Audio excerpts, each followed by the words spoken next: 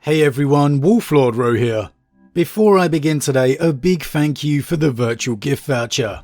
You didn't drop your name in the note, however you did say you had finally purchased your first 40k novel thanks to this channel. So whoever you are, a big thank you for the support, and I hope you enjoy Caiaphas Cain.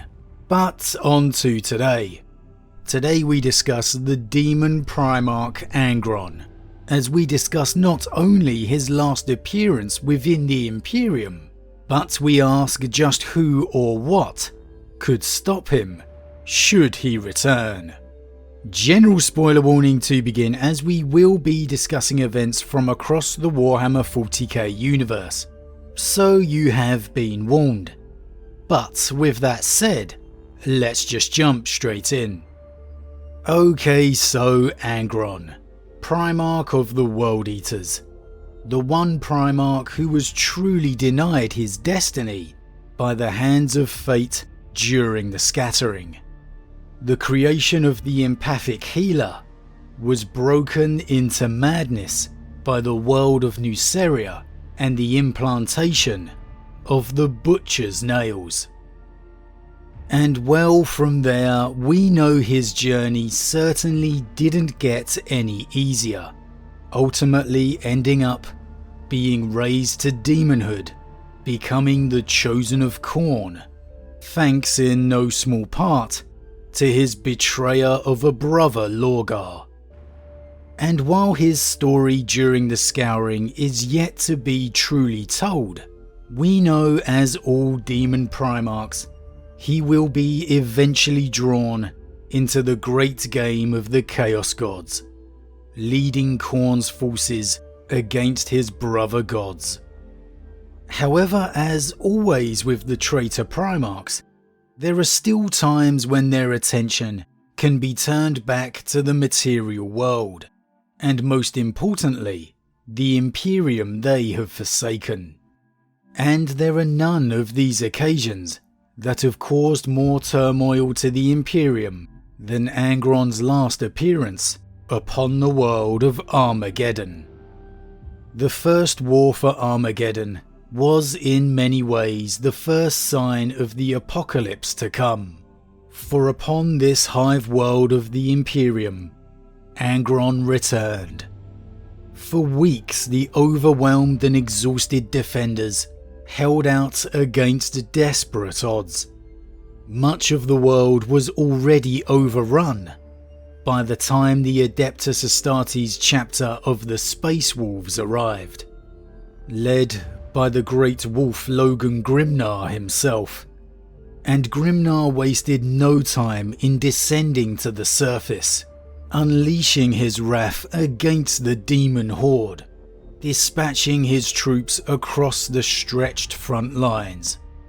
Here, however, in realizing the threat of just who and what they faced, Grimnar took the very real risk of dispatching a portion of his men and fleet into the raging warp storms around the system, their course set for Titan, homeworld of the Grey Knights.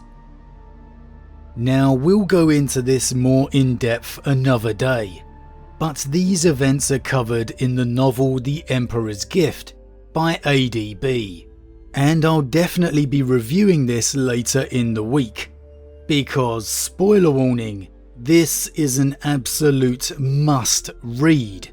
It really is.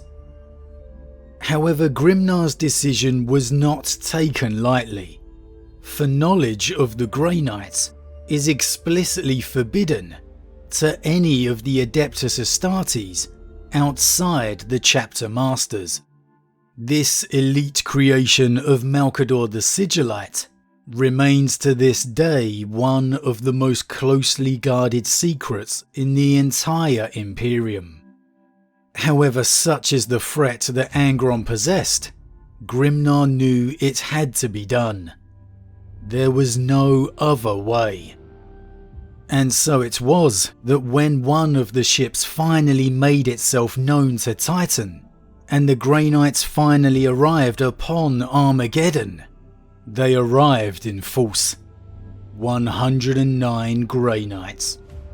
Virtually every single one of them that was present upon Titan. And let's not just gloss over that here. A mere squad of Grey Knights is enough to conquer a world, enough to turn back a tide of demons. These guys are the elite of the elite, the greatest testament to Malcador the Sigillite. They are blessed with gene seed from the Emperor himself, a chapter entirely dedicated to the destruction of demons. Yet, to face Angron, every Grey Knight available was called. And it almost wasn't enough. As the Space Wolves and Astra Militarum faced down the almighty charge of the demon horde, the 109 Grey Knights teleported in at Grimnar's signal, right into the heart of the enemy, and they faced down the Primarch. 109 Grey Knights entered the battle, and only 13 remained alive at the end. Many of those were wounded beyond repair. Now, of course, Angron isn't alone in this battle. He has the demon horde of Khorne's army that's obviously come with him, and not to mention his bodyguard of 12 Bloodthirsters, the strongest and most favoured of Khorne's greater demons. So we can really say this threat is beyond measure. But let's make it clear, Angron, and Angron alone, is by far the greatest threat.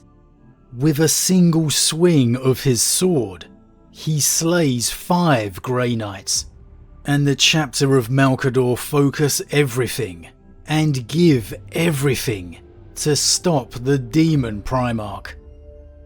And while they are finally successful, this only comes after an immense psychic effort to shatter the demon's sword.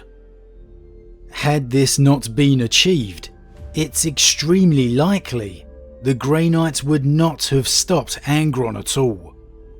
The Grey Knights won, but just barely. Since then we have had no return of the World Eater's Primarch, though thanks for this can be given to the Sons of Vulcan, who prevented an attempt to summon the Primarch once more upon the world of Armageddon. The bloodshed of this critical world, akin to a light to a moth.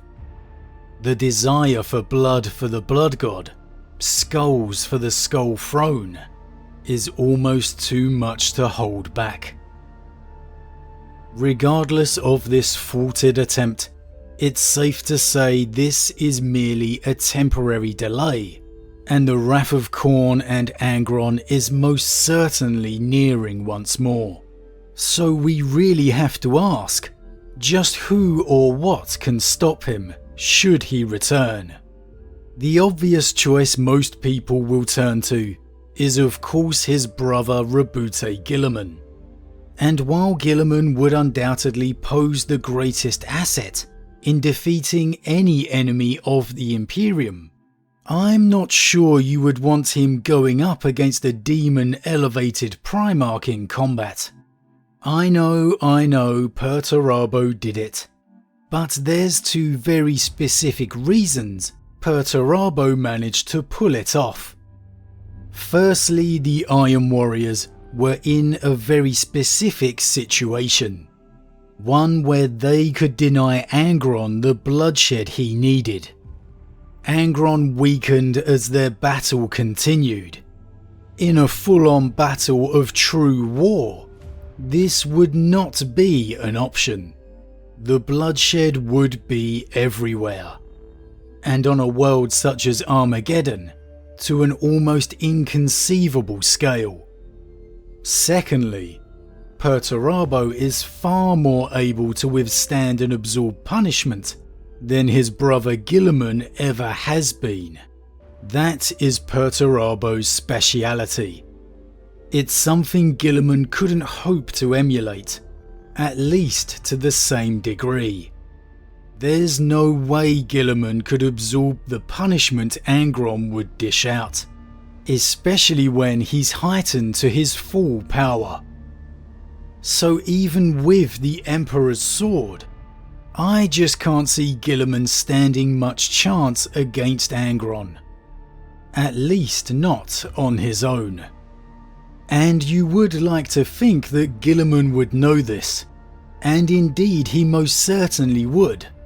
However, he does display a worrying trait when it comes to his traitor brothers. A desire, a need, to face them in battle. And when it comes to Angron, this would most certainly not be a wise decision. So to the Grey Knights again, does the true hope lie? Well, yes, most likely.